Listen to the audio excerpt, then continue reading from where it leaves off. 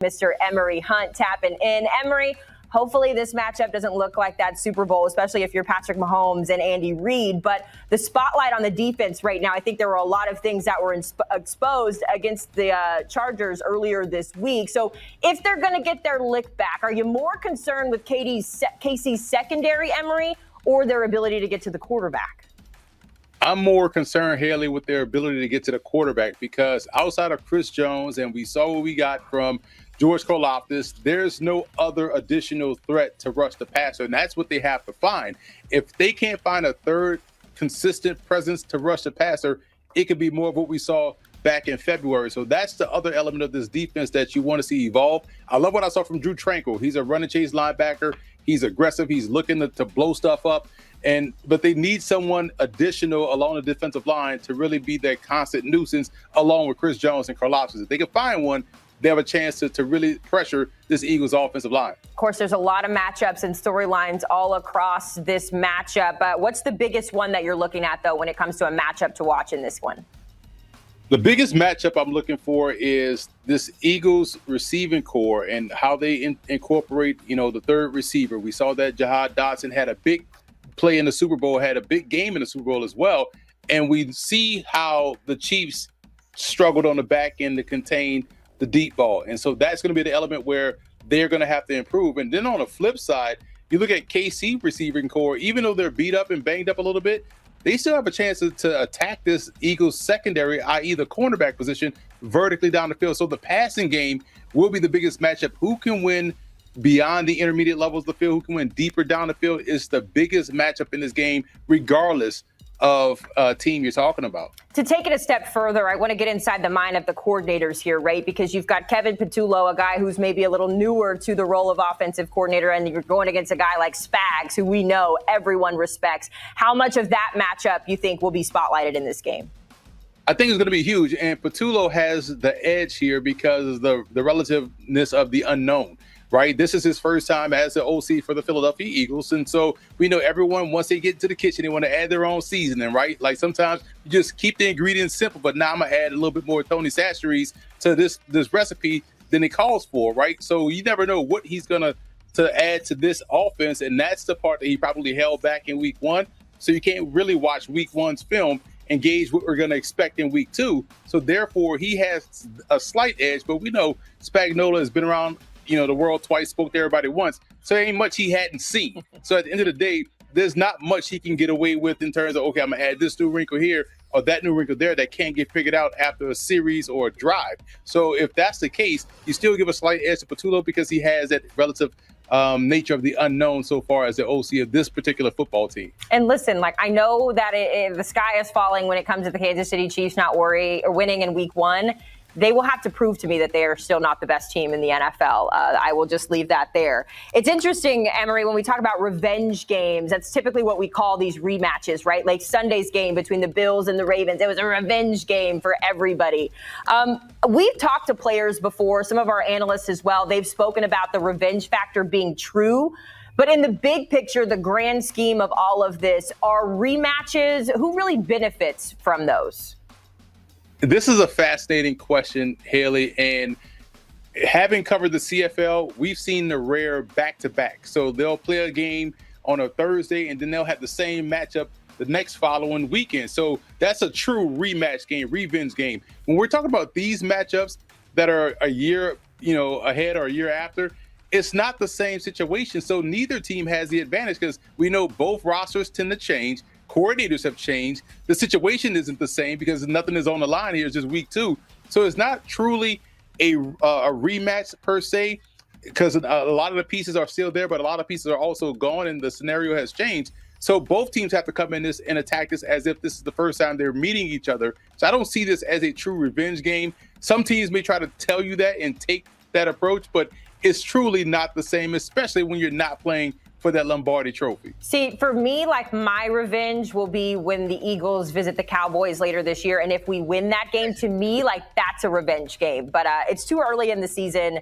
It's hard to see, to your point there. When it comes to the Chiefs and the Eagles, though, Emory, we do know one thing. They know how to get to Super Bowls. I believe between those two, 5 of the last 6 Super Bowls have featured one of them. I'm curious, though, do you expect either of them to advance to Super Bowl 60 later this year, or later this season, I should say? Listen, I'm going to say the Eagles and the NFC, they look like the more complete team by far on both sides of the ball. Special teams, offense, defense, special teams, they got game breakers all across the field.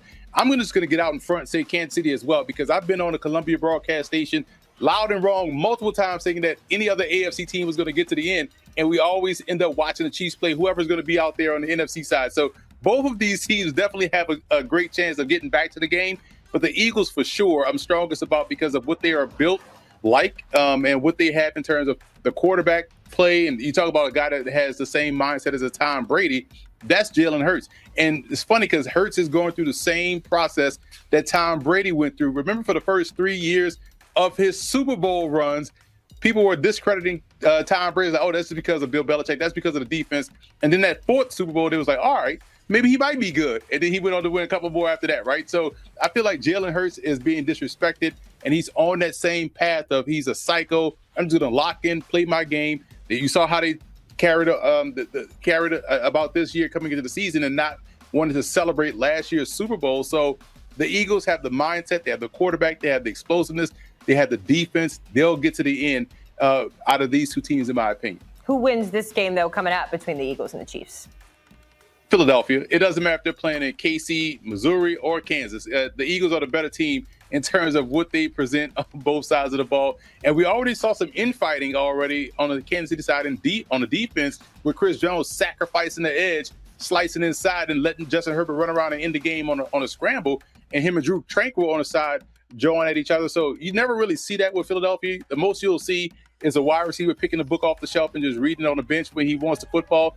Outside of that, there's no real infighting with Philadelphia because they're locked in. So I think they'll be locked in for week number 2 once again. Listen, Emory, I don't like it, but I have to agree with you. The Eagles look very good in that week 1 opener against my Dallas Cowboys. Appreciate the time, as always, my friend. Here's a look at that week 2 slate coming up on CBS. How you like this? The Bills with the comeback for the century. They're going to take on the Jets, who almost beat Aaron Rodgers this past week. The Chiefs just took a hit that could define their entire season, and you guys have no clue how big of a hole just opened up. Xavier Worthy is hurt. Andy Reid is trying to downplay it by calling it day to day. But anyone who understands football knows that when a coach says that after a shoulder injury like that one, things could be way more serious than they're letting on. And while everyone's speculating about Tyreek Hill coming back, which is more pipe dream than reality, there are much smarter and more viable moves Kansas City should be making right now to keep this season from going down the drain before it even really gets started. The Chiefs really did get a sliver of good news with Andy Reid calling Xavier Worthy's shoulder injury day to day. So thankfully, it's not week to week or even month to month. Of course, he had that brutal collision with Travis Kelce in Brazil, and that left all of us feeling uneasy. But if you remember Hollywood Brown's shoulder injury last preseason, it took about a month before we had a clear understanding of how serious it really was. So the fact that Andy Reid is saying day to day, yeah, that's a sliver of hope and good news, but you've got to take it with a grain of salt. And instead of chasing Tyreek Hill in that pipe dream we discussed yesterday, which obviously was a big headline, there's a reunion that seems a bit more likely if we were to go that route, and it's with Mecole Hardman, who's just chilling on the Packers practice squad right now. Again, this feels like a more realistic quick fix. Familiarity with the system, has that spark on special teams. He's a quick plug and play option for Kansas City. Now, he's no superstar, of course. Hasn't been a superstar for a while, or maybe even at all in his career, but he has speed, he has versatility. He could patch the hole left by Worthy better than Tyler Boyd, who we also talked about yesterday, who has more of that short game grind. He has a budget-friendly price tag that's not going to dig into Brett Veach's budget much. If you look at his last season with the Packers, sure, it was dismal. 12 catches, but again, he showed that speed and that flash on special teams. The analysis of his career with the Chiefs is impressive. 178 catches, 2,302 yards, 16 touchdowns, and 3 rushing touchdowns too.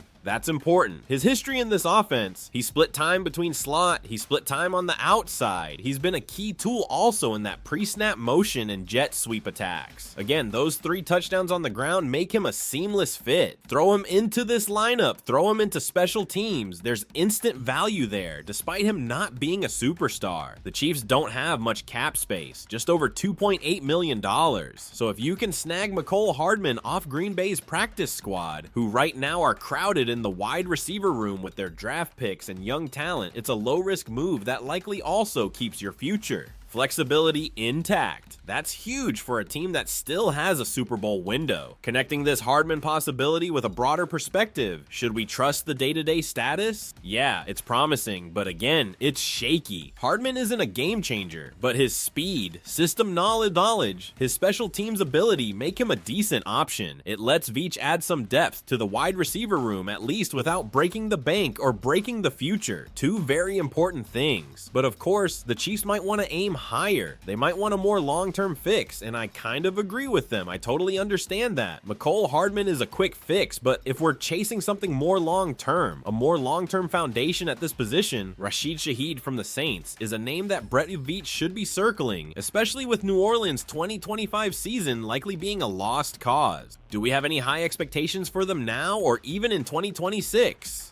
Number. And why is that? Because any team that's banking on Spencer Rattler being your starting quarterback is in for a wild roller coaster season, and then you throw in the Saints' back and forth cap mess. Shaheed is on an expiring $4 million deal that just screams trade bait, especially for a team with no future flexibility and no real shot at contending, not only this year but in the next few years. And here's where the situation gets more critical than Andy Reid is letting on. Breaking news confirms that Xavier Worthy suffered a dislocated right shoulder. This isn't just a little bump like some were hoping. Ian Rappaport from NFL Network reported that Worthy is still undergoing more tests to determine the full severity of the injury, and while the hope is he can return wearing a shoulder brace, surgery is still an option on the table. Most concerning is that inside sources suggest he might be week to week instead of day to day, like Reid was trying to sell. This completely changes the landscape because now the Chiefs are without Worthy for an indefinite period, Rashee Rice suspended for 6 games, and Jalen Royals still dealing with knee tendonitis. Basically, they're operating with Hollywood Brown and Juju Smith-Schuster as their only reliable options, which is a nightmare for any offense that wants to compete for a Super Bowl. Connecting this receiver crisis with other options that are emerging in the last few hours, a bombshell that's quietly circulating is that Chris Olave from the Saints might be more available than previously thought. While head coach Kellen Moore tried to dismiss trade rumors publicly, saying, "Don't worry too much about that," league sources indicate that New Orleans is quietly listening to offers. The Pittsburgh Steelers have already made contact, and now there's speculation that the Chiefs could enter that conversation, especially with Worthy's injury severity becoming clearer. Olave, just 24 years old, had over 1,000 yards in his first 2 seasons and is still on his rookie contract. Exactly the type of player who can solve both immediate and long-term problems. The issue is he only played 8 games last season due to multiple concussions, which raises durability questions. But for the Chiefs, who are now desperate for a true WR1, this might be a risk worth taking. The situation in New Orleans is deteriorating rapidly, with Derek Carr retiring due to shoulder injuries, leaving them with Spencer Rattler, Tyler Show, and Jake Haener, 3 quarterbacks who have a combined record of 7 losses and 7 starts. If the Saints are truly entering a full rebuild, trading Olave for a second-round pick from the Chiefs would make a lot of sense for both sides. But talking about needs beyond wide receivers, let's shift to a different position. Let's look at defensive end. Let's look at the edge and talk about that, because I get it. This wide receiver problem is an issue. Again, a problem is an issue.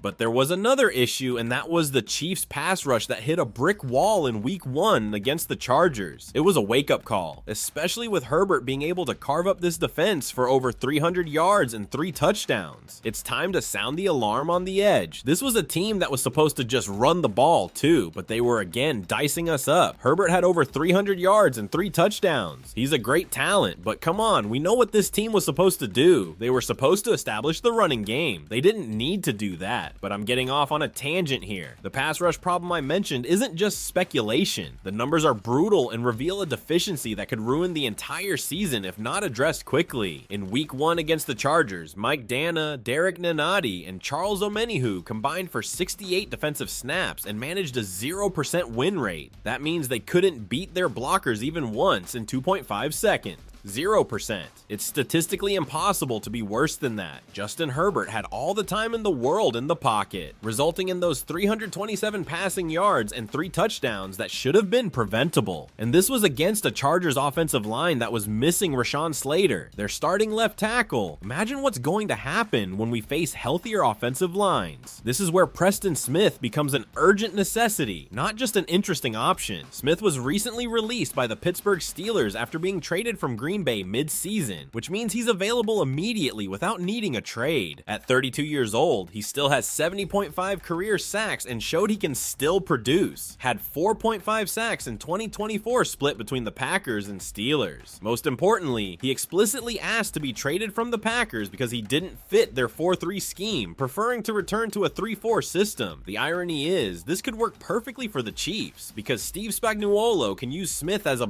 hybrid, taking advantage of his experience in both systems, and at veteran minimum salary, it fits perfectly within Kansas City's tight budget. Speaking of critical situations developing rapidly, the latest information about the Chiefs' secondary paints an even more concerning picture than initially thought. Jaden Hicks, who should be an important piece of the future, had a disastrous debut with a PFF grade of just 29.7 in 39 snaps, allowing 4 catches for 49 yards and 2 touchdowns. Those numbers are alarming for a safety who should be growing in the system. Shamari Connor, forced to take on greater responsibilities, clearly isn't ready for this expanded role. In 64 total snaps, he had consistent struggles in coverage, especially in critical third down situations. Brian Cook continues with positioning problems that have been a concerning pattern since last season. The situation with Jabril Peppers becomes even more intriguing when we consider he had a PFF grade of 90.1 last season, 4th best among all NFL safeties, in just 6 games before getting injured. His versatility to play boundary to boundary, ability to blitz from the weak side, and experience locking down tight ends in the slot are exactly the skills the Chiefs desperately need. The real problem is that the Chiefs are facing a perfect storm. Key injuries on offense, ineffective pass rush, and a secondary that's clearly struggling against competent offenses. If they don't move quickly to solve at least 2 of these 3 problems, this could be the first season since 2014 that Kansas City misses the playoffs. And considering that Buffalo, Baltimore, and Cincinnati are all stronger this year, the window to act is closing rapidly.